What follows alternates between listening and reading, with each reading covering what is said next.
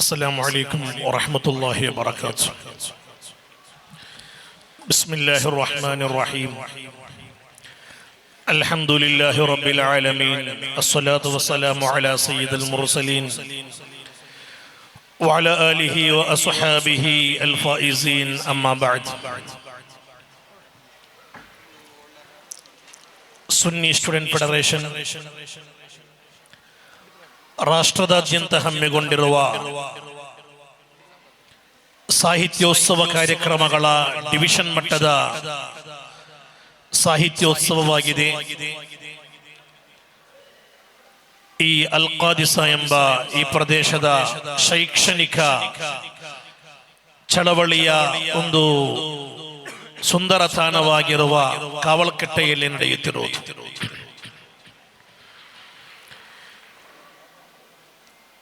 ಈ ಪ್ರದೇಶದ ಸರ್ವರಿಗೂ ಕೂಡ ಆಧ್ಯಾತ್ಮಿಕತೆಯ ಸಿಹಿ ಸಿಂಚನವನ್ನು ನೀಡುತ್ತಾ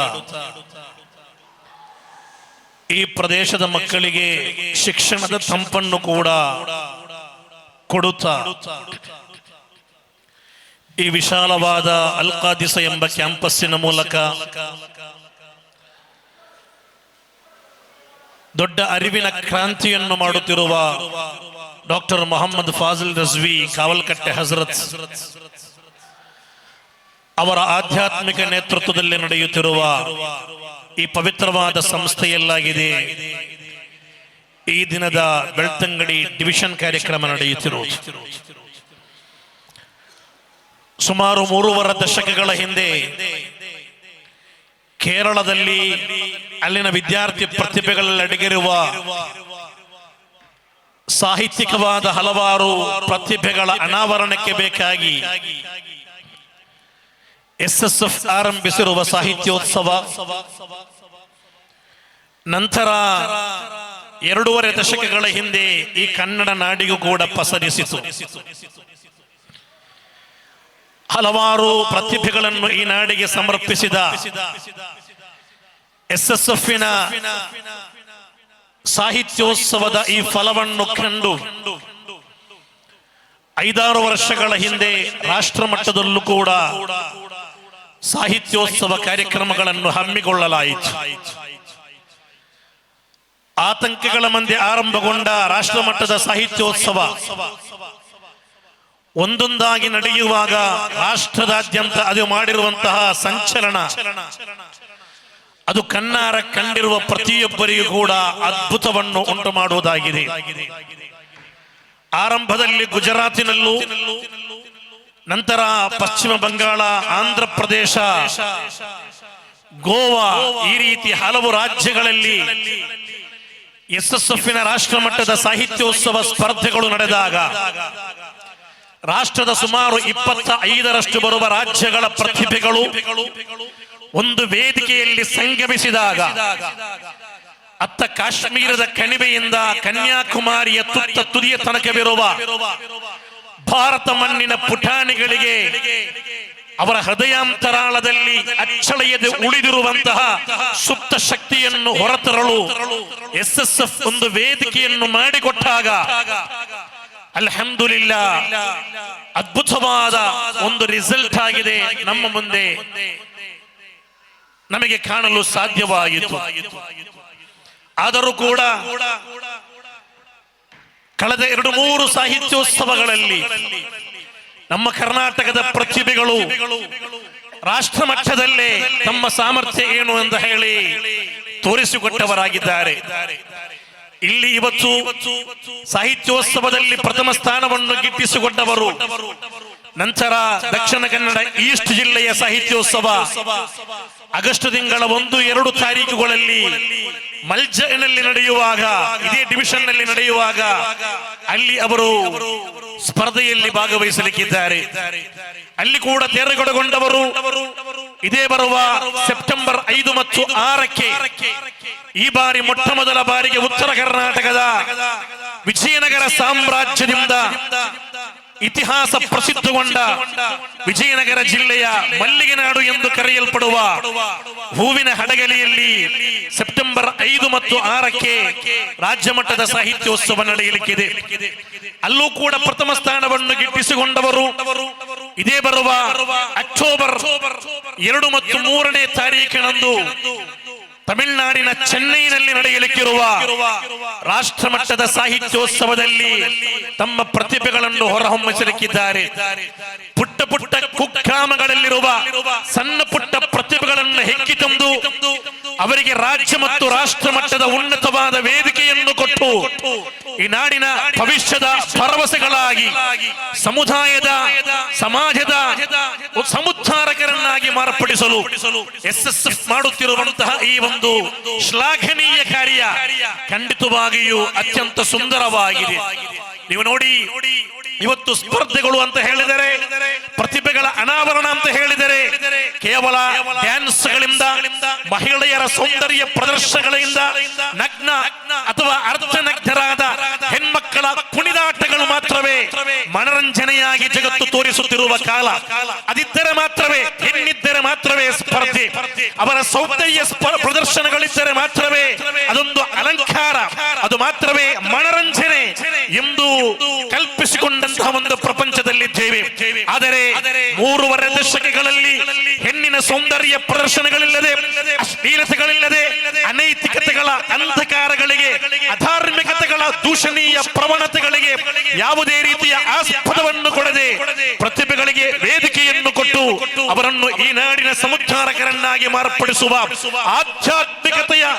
ಆಧ್ಯಾತ್ಮಿಕತೆ ತುಂಬಿದ ಉಲಮಾ ನೇತೃತ್ವದ ತಳಹದಿಯಲ್ಲಿರುವ ಇಂತಹ ಒಂದು ಸಂಘಟನೆ ಎಸ್ಎಸ್ಎಫ್ ಅಲ್ಲದೆ ಇನ್ನೊಂದನ್ನು ತೋರಿಸಲು ಸಾಧ್ಯವಿಲ್ಲ.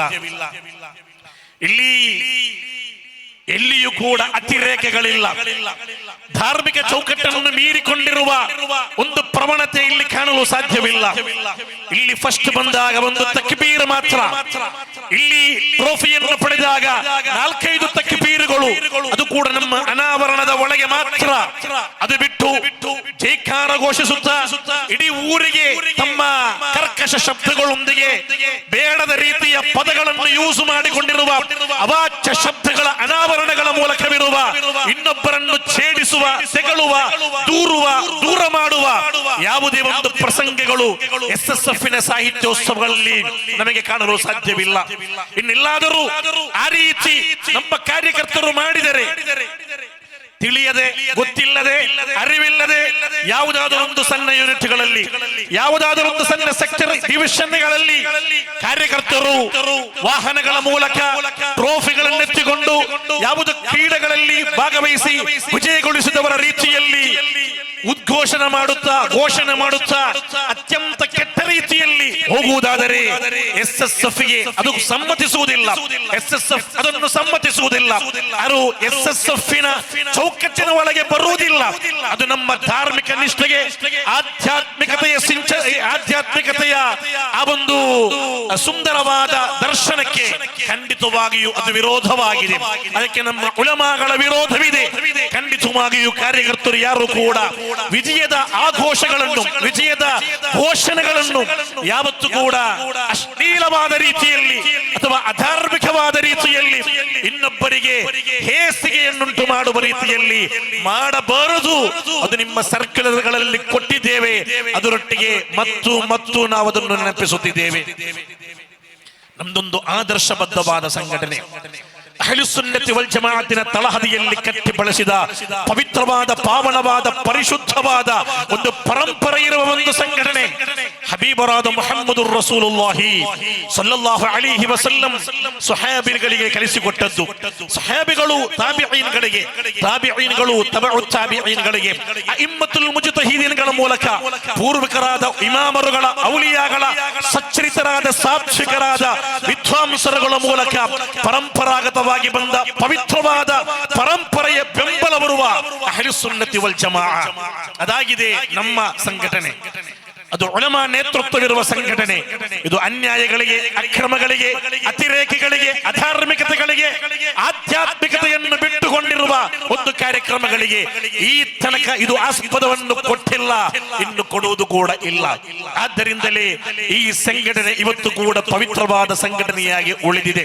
ನನ್ನ ಪ್ರೀತಿಯ ಪ್ರತಿಭೆಗಳೇ, ಎಸ್ಎಸ್ಎಫ್ ನಿಮಗೆ ಅತ್ಯಂತ ಪವಿತ್ರವಾದ ವೇದಿಕೆಯನ್ನು ಕೊಟ್ಟಿದೆ. ಇಲ್ಲಿ ನೋಡಿ, ಎಸ್ಎಸ್ಎಫ್ ನ ಡಿವಿಷನ್ ಲೀಡರ್ಗಳು ಪ್ಯಾಂಟ್ ಶರ್ಟ್ ಹಾಕಿದ, ಗಡ್ಡ ಬಿಟ್ಟ, ಟೊಪ್ಪಿ ಹಾಕಿದ ಪವಿತ್ರ ಇಸ್ಲಾಮಿನ ಆದರ್ಶಗಳು ಆ ಮುಖ್ಯಮುದ್ರೆಯಾಗಿ ಎತ್ತಿ ಹಿಡಿದು ಅದನ್ನು ಅಭಿಮಾನವಾಗಿ ಕಾಣುವ SSF ನ ಕಾರ್ಯಕರ್ತರು, SSF ನ ಲೀಡರ್ಸ್ಗಳು ಎಲ್ಲಿ ನಿಮಗೆ ಕಾಣಲು ಸಾಧ್ಯ?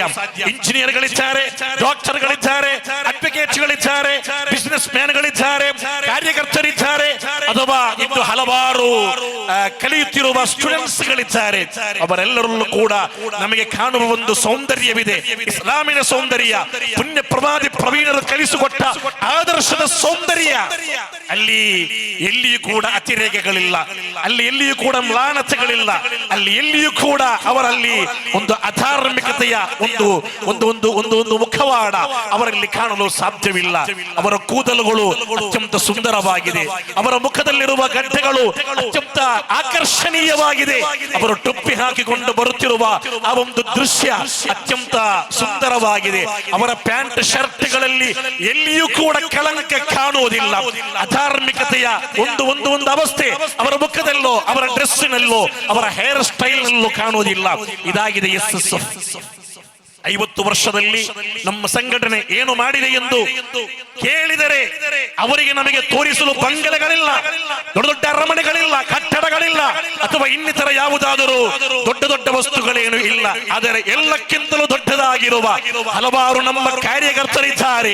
SSF ನ ಸಕ್ರಿಯ ಕಾರ್ಯಕರ್ತರು ಪ್ಯಾಂಟ್ ಶರ್ಟ್ ಧರಿಸಿದ ಆ ತಲೆ ಕೂದಲನ್ನು ಪುಣ್ಯ ಪ್ರವಾದಿ ವರಿಯರ ಆದರ್ಶಕ್ಕೆ ಬದ್ಧವಾಗಿ ಬಾಚಿಕೊಂಡು ನಡೆಯುವ, ಗಡ್ಡೆ ಬಿಟ್ಟ SSF ನ ಮುಖವಾಡವನ್ನು ಹೊತ್ತುಕೊಂಡಿರುವ, ಒಳ್ಳೆ ಡೀಸೆಂಟ್ ಆಗಿ ವಸ್ತ್ರವನ್ನು ಹಾಕಿ 5 ಹೊತ್ತು ನಮಾಜ್ ಮಾಡುವ, ಹದ್ದಾದುಗಳಲ್ಲಿ ಸಕ್ರಿಯವಾಗುವ, ತಸ್ಬೀಹಗಳಲ್ಲಿ, ಸ್ವಲಾತುಗಳಲ್ಲಿ ಮುಂಚೂಣಿಯಲ್ಲಿ ನಿಲ್ಲುವ ಹಲವಾರು ನಮ್ಮ ಕಾರ್ಯಕರ್ತರು ಅವರಾಗಿದ್ದಾರೆ.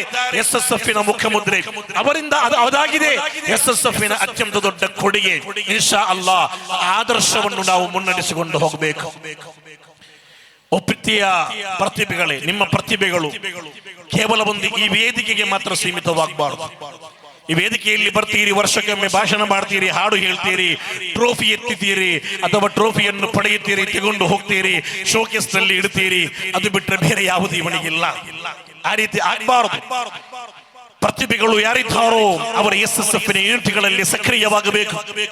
ಸೆಕ್ಟರ್ಗಳಲ್ಲಿ, ಡಿವಿಷನ್ಗಳಲ್ಲಿ ನೀವು ಸಕ್ರಿಯವಾಗಬೇಕು. ನಿಮ್ಮ ನಾಡಿನಲ್ಲಿ ಸಂಘಟನೆಯನ್ನು ಕಟ್ಟಿ ಬೆಳೆಸಲು ಮುಂಚೂಣಿಯಲ್ಲಿ ನಿಲ್ಲುವುದು ನೀವಾಗಿರಬೇಕು. ನಿಮಗೆ ಇಷ್ಟೊಂದು ಪವಿತ್ರವಾದ ಆದರ್ಶಬದ್ಧವಾದ ವೇದಿಕೆಯನ್ನು ಒದಗಿಸಿಕೊಟ್ಟು ನಿಮ್ಮ ಪ್ರತಿಭೆಯನ್ನು ಪ್ರದರ್ಶಿಸಲು ಅವಕಾಶ ಮಾಡಿಕೊಟ್ಟ ಈ ಸಂಘಟನೆಯನ್ನು ಇನ್ನಷ್ಟು ಕಟ್ಟಿ ಬೆಳೆಸಲು ಮುಂಚೂಣಿಯಲ್ಲಿ ನೀವಿರಬೇಕು. ನಿಮ್ಮನ್ನು ಕಾಣಲು ಸಾಧ್ಯವಾಗಬೇಕು. ಕೇವಲ ವರ್ಷಕ್ಕೊಮ್ಮೆ ಬರುವ ಒಂದು ಮುಂಗಾರಾಗಿ ನೀವು ಮಾರ್ಪಡಬಾರದು. ಬದಲಾಗಿ ಎಲ್ಲಾ ಸಂದರ್ಭದಲ್ಲೂ ನಿಮ್ಮ ಪ್ರತಿಭೆ ಅಹ್ಲು ಸುನ್ನತಿ ವಲ್ ಜಮಾಅತಿಗೆ ಅಗತ್ಯವಿದೆ, ಸಂಘಟನೆಗೆ ಅಗತ್ಯವಿದೆ, SSF ಗೆ ಅಗತ್ಯವಿದೆ, ಈ ನಾಡಿಗೆ ಅಗತ್ಯವಿದೆ, ಈ ಸಮುದಾಯಕ್ಕೆ ಅಗತ್ಯವಿದೆ, ಈ ಸಮಾಜಕ್ಕೆ ಅಗತ್ಯವಿದೆ. ನಿಮ್ಮ ಯೂನಿಟ್ಗಳನ್ನು ಸಕ್ರಿಯಗೊಳಿಸಬೇಕು. ಮೀಟಿಂಗ್ಗಳಲ್ಲಿ ಮುಂಚೂಣಿಯಲ್ಲಿ ನಿಮ್ಮನ್ನು ಕಾಣಬೇಕು, ನಿಮ್ಮನ್ನು ಕಾಣಬೇಕು. ಮೀಟಿಂಗ್ಗಳಲ್ಲಿ, ಓಡಾಟಗಳಲ್ಲಿ, ಕಷ್ಟಪಡುವಾಗ ಪ್ರತಿಯೊಂದು ಸಂದರ್ಭಗಳಲ್ಲೂ ಕೂಡ ನಿಮ್ಮನ್ನು ಕಾಣಬೇಕು. ಆ ರೀತಿ ಇನ್ಶಾ ಅಲ್ಲಾಹ್ ಈ ಸಂಘಟನೆಯನ್ನು ಕಟ್ಟಿ ಬೆಳೆಸುವ ಒಂದು ಉದಾತ್ತ ಕಾರ್ಯಕರ್ತರಾಗಿ ನೀವಿರಬೇಕು. ಅಲ್ಹಮ್ದುಲಿಲ್ಲಾ, ಇವತ್ತಿನ ಈ ಸಾಹಿತ್ಯೋತ್ಸವಕ್ಕೆ ನಮಗೆಷ್ಟೊಂದು ಖುಷಿ. ಬೆಳ್ತಂಗಡಿ ಡಿವಿಷನ್ ಸಾಹಿತ್ಯೋತ್ಸವ ಅಲ್ ಖಾದಿಸಾ ಎಂಬ ಕಾವಲ್ಕಟ್ಟೆ ಹಜರತ್ ರವರ ಕ್ಯಾಂಪಸ್ ನಲ್ಲಿ ನಡೆಯುತ್ತಾ ಇದೆ. ಇಲ್ಲ, ಜಿಲ್ಲಾ ಮಟ್ಟದ ಸಾಹಿತ್ಯೋತ್ಸವ ಮಲ್ಜ ಎಂದು ಕರೆಯಲ್ಪಡುವ ಈ ಪ್ರದೇಶದ ಮಲ್ಜ ಆಗಿ ಮಾರ್ಪಟ್ಟಿರುವ ಸಯ್ಯದುನಾ ಜಲಾಲುದ್ದೀನ್ ಚಂಗಲ್ ರವರ ಪವಿತ್ರವಾದ ಆ ಸಂಸ್ಥೆಯಲ್ಲಿ ನಡೆಯುತ್ತಿದೆ.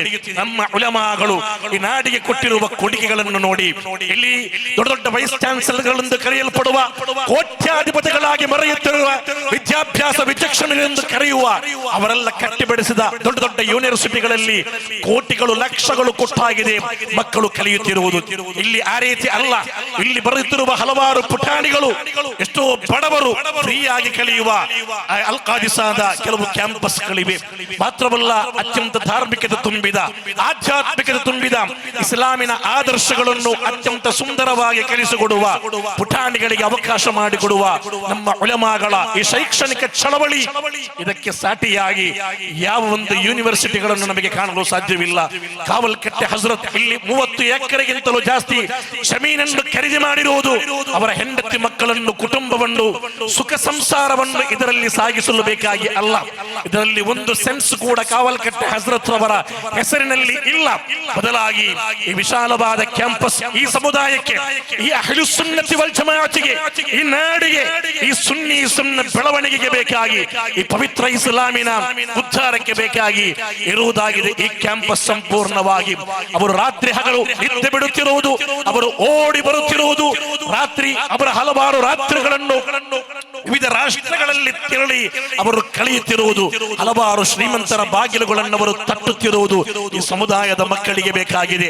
ಅಹ್ಲು ಸುನ್ನತಿ ವಲ್ ಜಮಾಅತಿನ ಏಳಿಗೆಗೆ ಬೇಕಾಗಿದೆ. ಆ ಉಲಮಾಗಳ ಜೊತೆಯಲ್ಲಿ ನಾವು ಕೈ ಜೋಡಿಸೋಣ.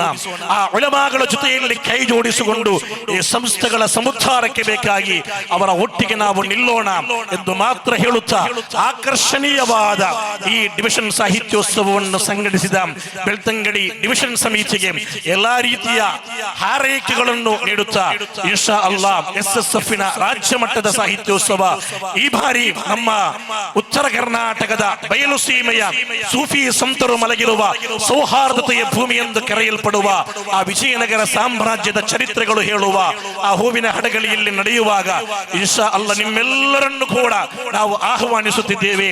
ನಮ್ಮ ಮಸ್ತರ್ ಕ್ಯಾಂಪಸ್ಸಿನಲ್ಲಾಗಿದೆ ಈ ವರ್ಷದ ರಾಜ್ಯ ಮಟ್ಟದ ಸಾಹಿತ್ಯೋತ್ಸವ ನಡೆಯುವುದರಿಂದ ನಿಮ್ಮೆಲ್ಲರನ್ನು ಕೂಡ ಅದಕ್ಕೆ ಮತ್ತೊಮ್ಮೆ ಮಗದೊಮ್ಮೆ ಆಹ್ವಾನಿಸುತ್ತಾ, ಇನ್ಶಾ ಅಲ್ಲಾಹ್ ವೈಭವದ ನಾಳೆಗೆ SSF ಅನ್ನು ಕಟ್ಟಿ ಬೆಳೆಸುತ್ತಾ ಅಹ್ಲು ಸುನ್ನತಿ ವಲ್ ಜಮಾಅತನ್ನು ಈ ನಾಡಿನಲ್ಲಿ ಜೀವಂತ ಉಳಿಸಲು ನಮ್ಮ ಒಂದು ಹಣೆ, ನಮ್ಮ ಒಂದು ಕಾರ್ಯಾಚರಣೆ ಯಾವತ್ತೂ ಕೂಡ ಜೀವಂತವಾಗಿ ಇರಲಿ ಎಂದು ನಿಮ್ಮೊಂದಿಗೆಲ್ಲ ಹೇಳುತ್ತಾ, ಈ ಒಂದು ಆಕರ್ಷಣೀಯವಾದ ಕಾರ್ಯಕ್ರಮಕ್ಕೆ ಎಲ್ಲಾ ರೀತಿಯ ಶುಭ ಹಾರೈಕೆಗಳನ್ನು ಮತ್ತೊಮ್ಮೆ ಹೇಳುತ್ತಾ ಮಾತಿಗೆ ವಿರಾಮ. ಅಸ್ಸಲಾಮು ಅಲೈಕುಂ ವರಹಮತುಲ್ಲಾಹ್.